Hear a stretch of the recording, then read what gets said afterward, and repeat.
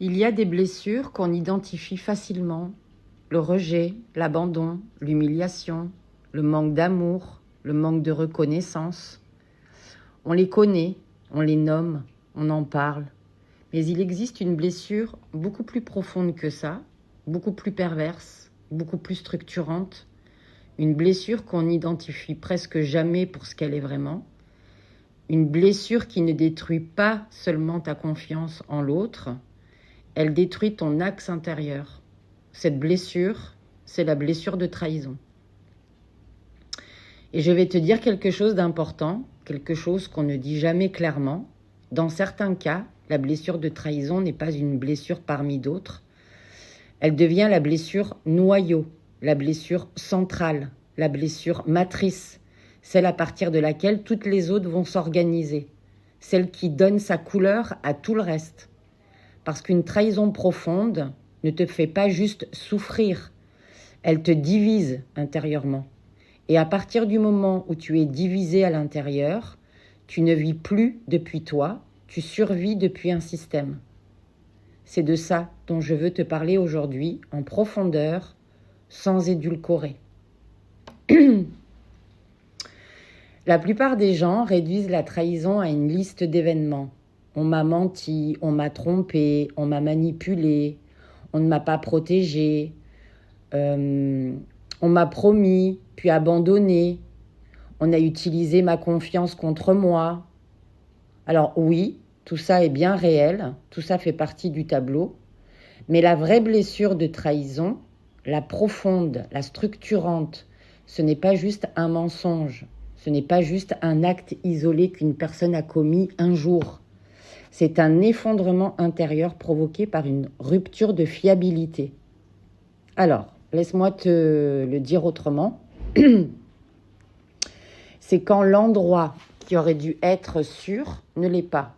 C'est quand la personne qui aurait dû protéger blesse. C'est quand la personne qui dit aimer détruit. C'est quand le lien qui devrait te contenir devient un lieu d'insécurité. C'est quand ta vérité est retournée contre toi. Quand ton ressenti est nié. Quand ton intuition est écrasée systématiquement.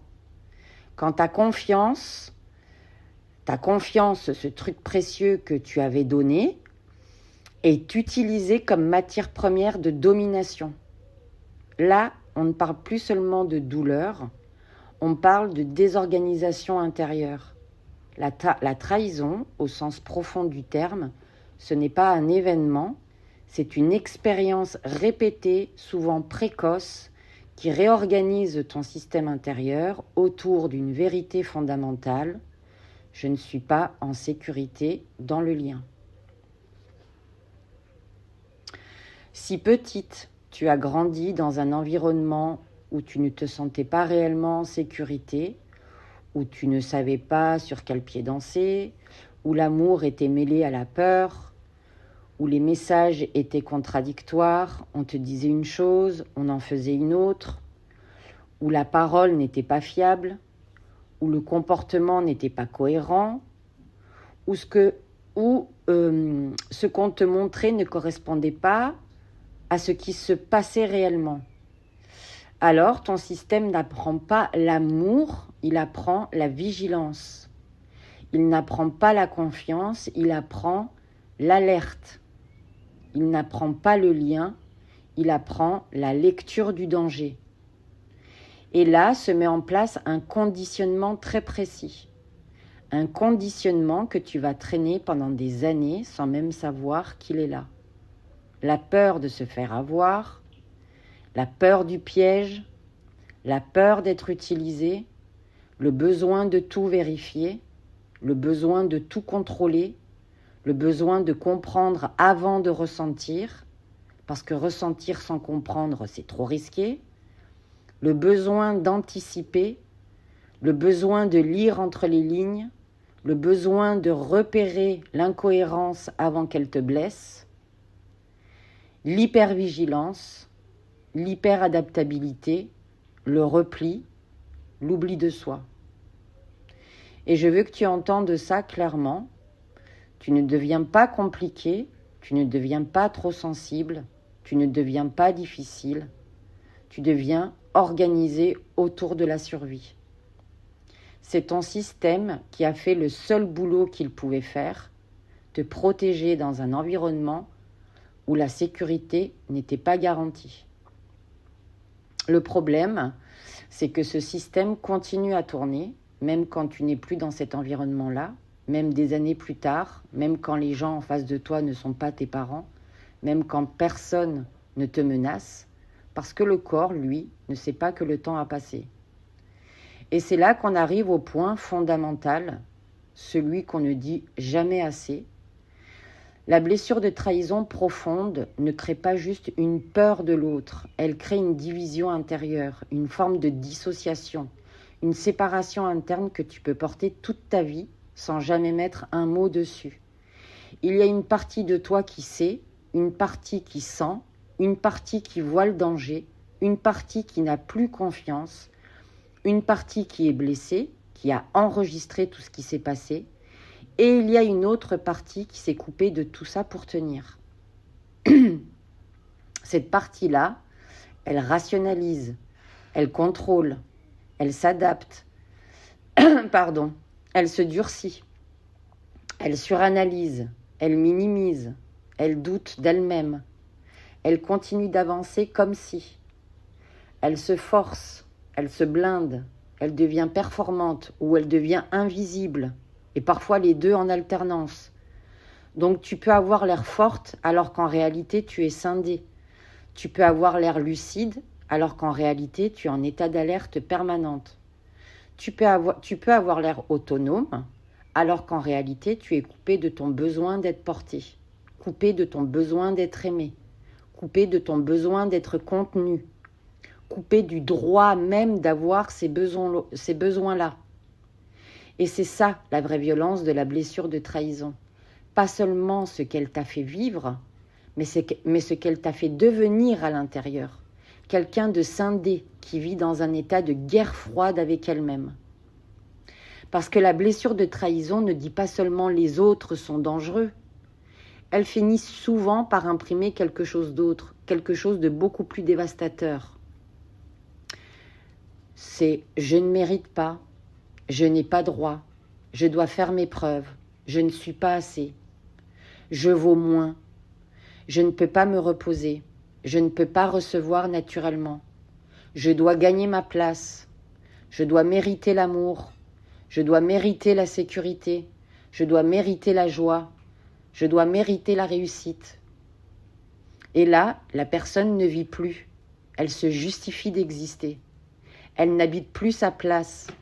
Elle essaye de la gagner en permanence. Ce n'est pas de l'humilité, ce n'est pas de la modestie. C'est une croyance centrale, profonde, inconsciente, installée là, très tôt, qui organise tout le reste. Ta façon de travailler, ta façon d'aimer, ta façon de prendre la parole ou de ne pas la prendre. Et c'est pour ça qu'on retrouve derrière ça toute une galaxie de symptômes. Le manque de légitimité chronique, la difficulté à prendre sa place, la difficulté à parler, la difficulté à s'affirmer, la difficulté à recevoir de l'amour, recevoir de l'argent, recevoir de la reconnaissance, recevoir du bien, l'autodévalorisation, la sous-estimation chronique, l'autodénigrement, la peur du regard, la peur du conflit, la peur d'être vu, la peur d'être reconnu. Comme si quelque chose en toi croyait que si tu te montres trop, si tu brilles trop, si tu existes trop franchement, ça va se retourner contre toi encore. La blessure de trahison crée souvent un mécanisme particulièrement infernal, le besoin de prouver. Prouver quoi ? Eh bien tout. Que tu es fiable, que tu es digne, que tu es capable, que tu es forte, que tu n'es pas folle, que tu as de la valeur, que tu peux y arriver, que tu mérites d'être aimé, que tu mérites de réussir, que tu mérites de rester, que tu mérites de recevoir. Et ce mécanisme devient infernal parce qu'il n'a pas de fin. Il ne s'arrête jamais.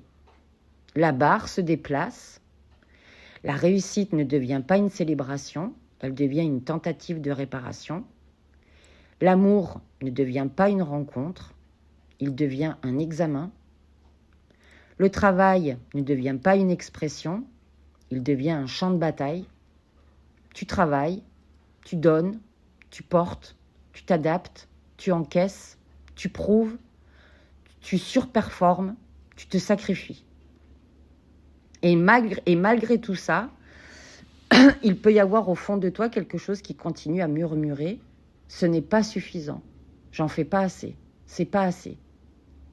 Parce que ce n'est pas une question de performance, c'est une blessure. Et les blessures ne se réparent pas à coup de preuves. Elles se réparent autrement. Mais ça, le système ne le sait pas. Ton système ne le sait pas. Le système, lui, croit encore que si tu travailles assez, si tu donnes assez, si tu prouves assez, tu seras enfin en sécurité. Ce n'est pas toi qui es exigeante avec toi-même. C'est une blessure qui t'a appris que tu devais gagner le droit d'exister. En amour, la blessure de trahison peut tout saboter. Et d'une façon très précise, très identifiable, si on sait quoi chercher. Les conséquences, elles sont multiples. L'échec sentimental répétitif, le manque de sécurité dans le lien, la dépendance affective, ce besoin constant de rassurance que même les rassurances ne viennent pas combler, la tendance à se contenter de peu, avec quelque chose dans la tête qui dit « peu, c'est déjà bien, au moins, c'est là ». La peur de l'autre, la suspicion qui arrive avant même que l'autre ait fait quoi que ce soit, la paranoïa relationnelle, la difficulté à croire ce qu'on te donne. Et ça, c'est terrible parce que tu peux avoir quelqu'un d'extraordinaire en face de toi et ne pas pouvoir le recevoir. La difficulté à te détendre dans le lien, le besoin de contrôle, le besoin de test, la peur d'être dupé, la peur de lâcher prise et parfois quelque chose de plus retors encore, la peur du bonheur lui-même.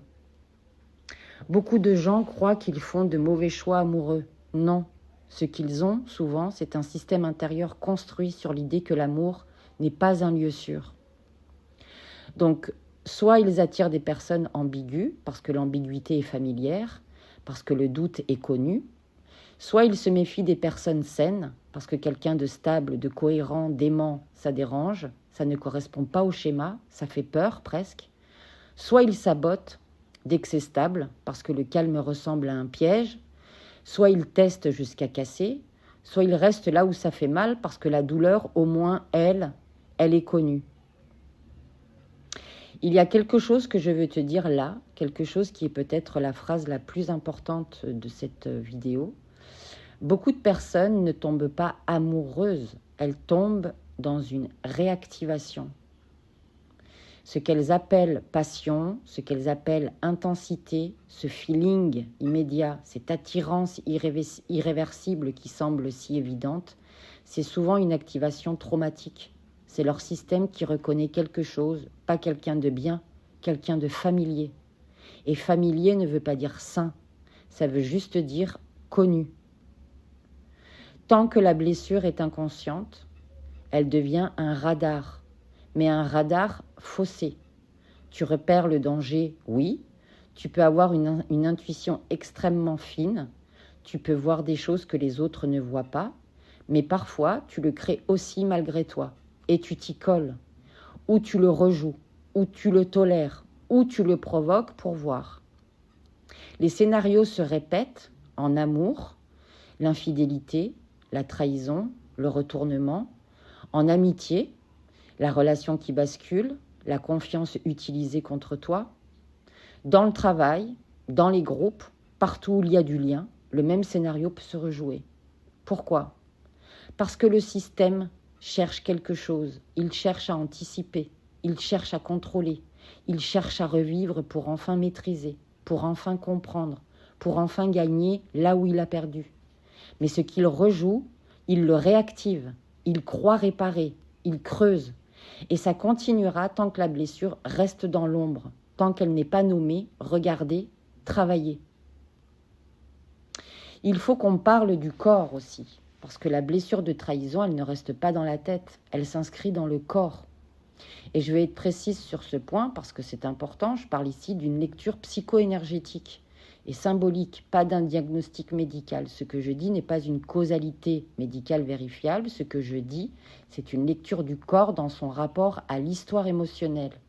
Quand la trahison s'inscrit profondément, le corps peut manifester une fermeture, une contraction chronique, une armure invisible, une dissociation corporelle, ce sentiment d'être là, mais de ne pas vraiment habiter ton corps, une anesthésie émotionnelle, la difficulté à sentir, la difficulté à recevoir, une tension chronique que tu ne remarques même plus parce que tu y es habitué, une douleur banalisée, un seuil de tolérance à la souffrance qui est devenu anormalement élevé, parce que quelque part tu as appris que la souffrance c'est normal, que c'est ce qui existe, que c'est le prix à payer pour être là.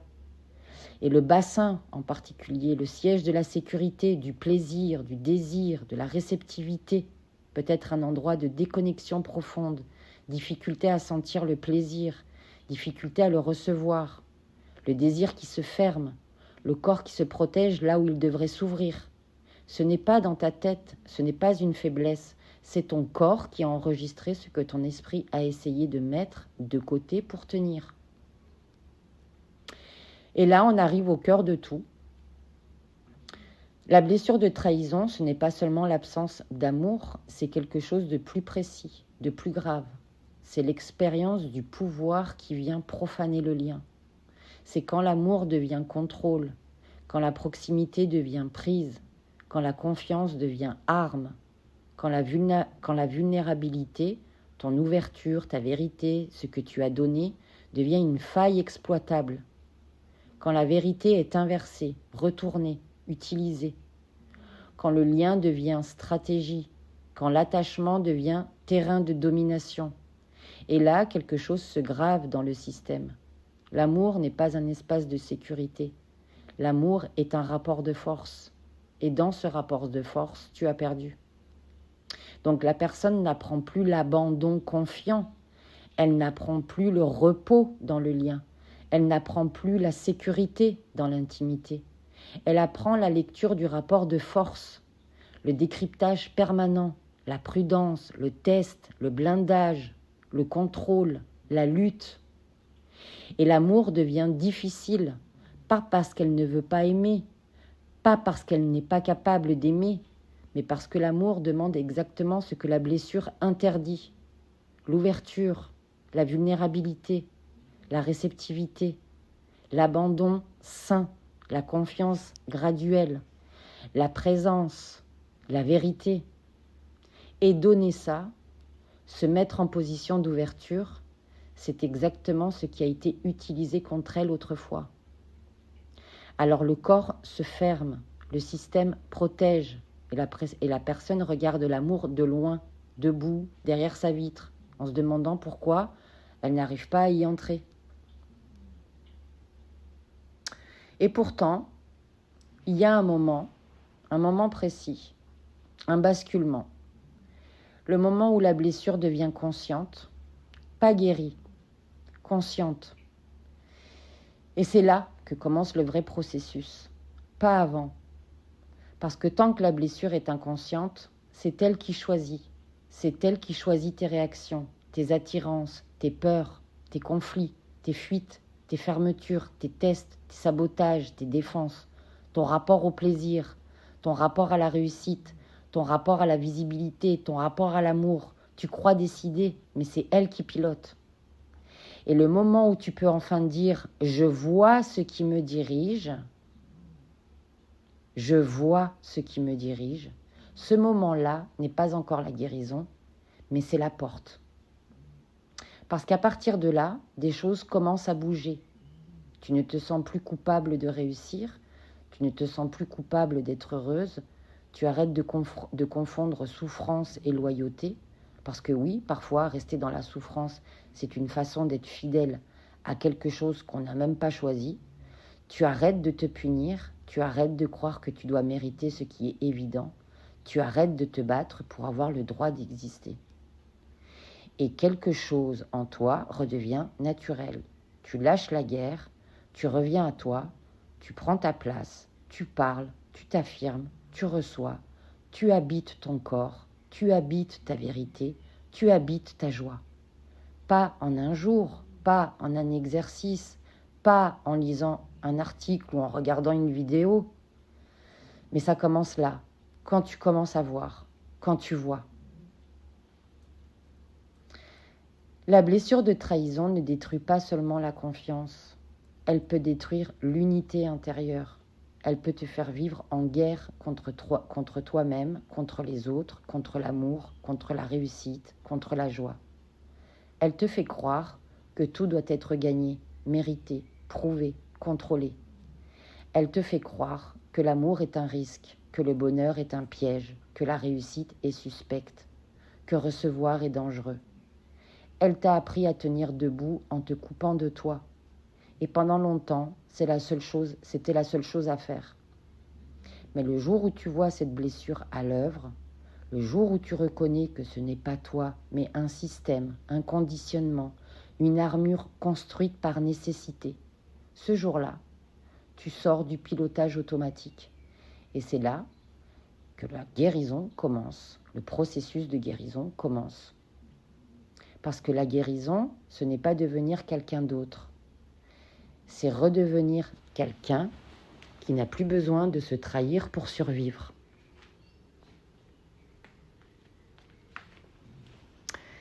Si tu te reconnais dans ce que je viens de dire, les commentaires sont là.